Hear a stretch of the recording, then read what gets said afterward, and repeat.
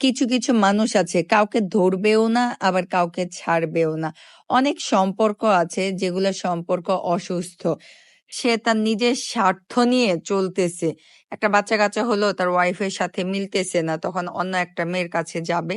শুধু সেই বাচ্চাটা লালন পালনের জন্য, ভালোভাবে মানুষের জন্য সে মেয়েটাকে ইউজ করবে, এবং সেই মেয়েটাও বুঝে না, সে বাচ্চার দিকে তাকায়, তার জীবনটাও নষ্ট করে।